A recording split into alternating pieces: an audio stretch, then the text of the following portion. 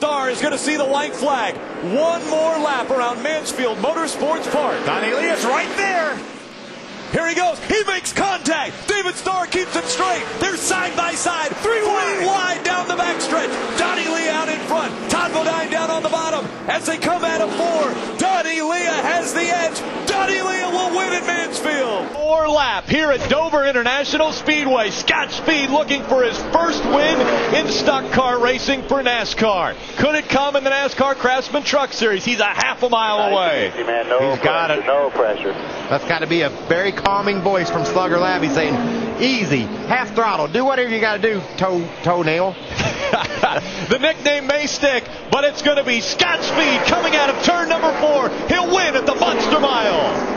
Top 2 are going to make their way on the pit road, and very close. There it is. The 82 goes around. Sean Corr got into the back of the 82 and around and into the infield he goes. They're about the 17th, 20th position, and around they go. 31 of James Buescher caught up in it, second in points. Oh, Agnew into the wall on the inside, and Buescher hard again into the wall. A lot of damage. The 18 of Joey Coulter also involved. A big hit for James Buescher. Hornaday with the big run that I saw early, and then Ryan Sieg also coming up with a big run. But you can see the run ends, and people start to, Hornaday's trying to crowd down in front of Buescher, and then Hornaday leaves it in there, and it's going to turn the 6 of Justin Lofton, and that means into James Buescher. Just didn't give him enough room there. Looked like Ron Hornaday just did not give Justin Lofton enough room, and Jeff Agnew, he's going to make hard contact with the 27. Here's another look at it. You see that the 31 is there. He's up to his door. There's just absolutely not enough room there for those trucks. It's a shame for James Buescher. He didn't do anything wrong. He's just racing around the bottom of the racetrack, and it looked like Ron. Big hit by Ricky Carmichael, Ray. Big hit by Carmichael into the wall. Destroyed the front end of that truck. Yeah, I'm all right. Oh, good to hear that. Picking them off one at a time. Think we were like 14th, starting from 20th. And I was coming in there behind the 81, and he bobbled or something, so I barely touched the brake. And when I did, the back end kind of came around, then it snapped and went the opposite way. And I haven't had a lick like that in a while. It reminds me of my motocross days that I'd like to forget, actually. But side by side, coming out of turn number 2. Around goes the 32 and hard into the wall. Miguel Paludo hard into the wall coming out of turn number 4. Motorsports, we're running 1, 2, 3 up there, and we have 21 races left. We're gonna work harder for those races, and I'm sure we're gonna win races, some races this year.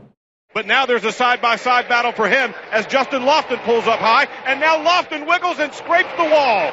Lofton scrapes the wall, slides into the infield, and he collects Johnny Sauter. Both trucks are spinning. Paludo almost makes it in between them, but no, he gets tagged as well, as we have a 3-truck incident here on the front stretch, and caution comes out. For the truck of Justin Lofton shot back up the racetrack just past start-finish and collected the Paludo machine. And in fact, Dan, the Justin Lofton truck was airborne. All 4 wheels came off the ground as he worked his way here through the tri-oval, if you will. PK Jr. trying to take the air off the rear spoiler of Matt Crafton. Crafton is up to the challenge, looks through the windshield and sees the white flag. 1 more lap to go for Matt Crafton. It's going to be a dire effort. It's going to be Bill CCK driving down to the bottom, grabbing the lead off turn number 2. Power move for Nelson Piquet. He goes to the lead. Matt Crafton now will have one last chance in 3 and 4 to try and take this race back away. He dives down to the bottom of the racetrack. Nelson Piquet throws the block. Nelson Piquet Jr. has a 1-truck length lead. Nelson Piquet Jr. with a pass on the final lap is headed to victory lane. He has won the Smith's 350. Remember, if the white flag waves on the leader's tail, oh, there's trouble. Coulter turn to the tri-oval. Caution is out.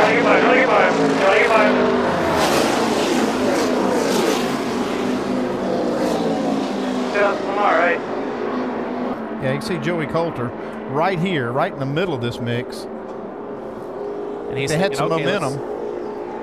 Got turned. Yep. He hesitated just a little bit and then decided to tuck back in line, and Cale Gale wasn't following what Coulter was really thinking right there, and that's trying to get two guys to think the same way in those type of situations is almost impossible. The racetrack as they come into the tri-oval. Stay on the yellow line. They're trying to make something happen up top here. Stay on the yellow line.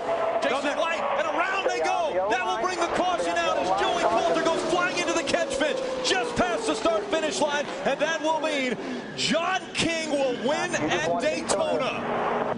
John, you just won at Daytona. Come here, get this checkered flag. That's all yours right there, my friend. And the checker. Get that checkered flag. Okay. John King, a winner at Daytona International Speedway. Jack McCumbee just in front of Jack Sprague.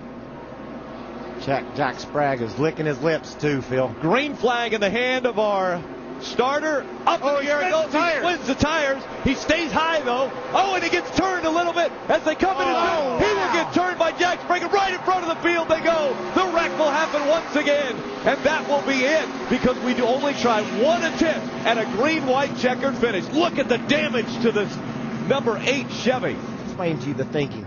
Chad McCumbee says, I spin my tires, I got to block. Well, when you put yourself in a position where you block, you set yourself up to be knocked out of the way. And Jack didn't do anything wrong there. Jack was just trying to get room to race Chad, and Chad tried to block him off, and they wrecked. And it's unfortunate, but when he spun those tires, and then he decided he had to move around to keep Jack from passing him, he put himself in a position to have what happened happen. Yeah, and you mentioned just about anything goes towards the end of the races here, and that was not a deal. You cannot put the blame on Jack Sprague for that right there. I would not blame Jack Sprague at all, and I would not blame Chad McCumbee. He just tried to do what he needed to do to protect that lead. If he lets Jack get on the inside of him, maybe he has a chance to win the race.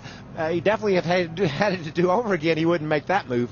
Look at Mike Skinner drive right through the middle of that. I was going to have our producer show this again because you have got to see Mike Skinner make his way through this unscathed. Dennis Setzer does an awfully nice job in that Fastenal Dodge to get through here, but this is the crew right here celebrating when that 9 truck of Ted Musgrave gets to victory lane. Now, the Skinner truck was in a crash up here a minute ago. He came to pit road, had a bunch of old tires, put them on, drove through a wreck, finishes third.